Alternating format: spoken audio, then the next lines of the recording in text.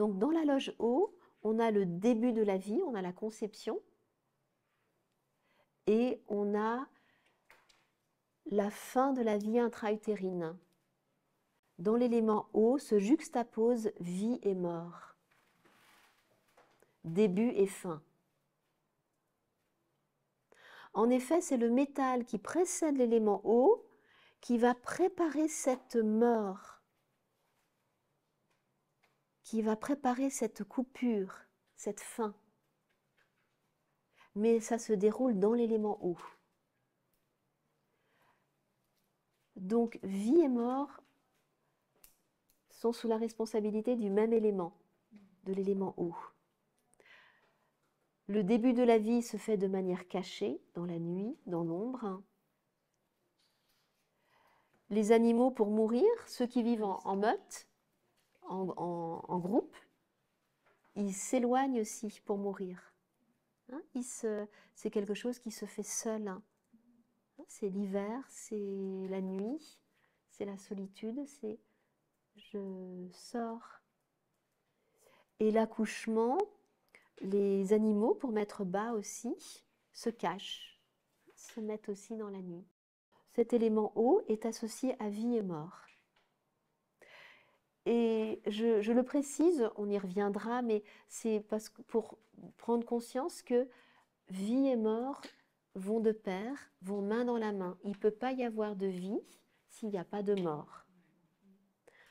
L'enfant ne va, le fœtus, pour parler de fœtus, le fœtus ne va pas pouvoir naître dans ce monde postérieur à la vie s'il ne meurt pas au fœtus qu'il a été. Pour devenir le bébé dans le ciel postérieur, il va falloir qu'il meure, qu'il tire un trait à la vie intra-utérine, à la vie aquatique, à la vie fœtale. Donc vie et mort vont ensemble. Et ça se déroule dans l'élément eau.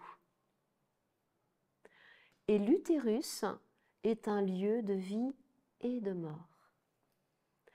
Chaque œuf qui n'a pas été fécondé est comme une petite mort. Vie et mort se côtoient dans l'utérus. C'est le début de la vie, mais ça ne peut pas avoir lieu s'il n'y a pas la mort aussi. L'importance de la fin d'un processus, de la mort, c'est une délivrance. Hein.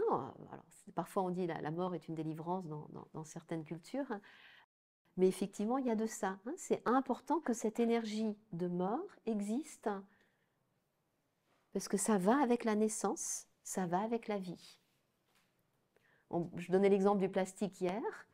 Si le plastique ne se dégrade pas, ne meurt pas, ne se transforme pas, c'est un véritable problème. Si le fœtus ne meurt pas à sa vie fœtale, eh bien, dépassement de terme, c'est un problème. Hein, ça devient un problème. Donc, savoir mourir à ce qui a été et qui n'est plus d'actualité, c'est indispensable, mais c'est mourir. Donc, vie et mort, pour renaître, pour naître à ce qui est d'actualité maintenant, il faut que je meure à ce qui n'est plus d'actualité. Et ça, on le voit avec la mise au monde d'un enfant, mais c'est en fait chaque instant.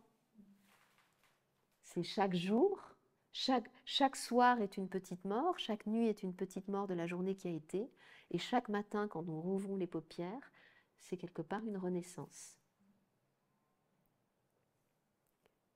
Donc, vie et mort vont vraiment ensemble, et l'utérus est vraiment le symbole de ces deux énergies extrêmement mystérieuses. Le début de la vie, d'où viens-je, hein, le début de la vie, c'est mystérieux. Où vais-je, qu'est-ce qui se passe après, c'est mystérieux.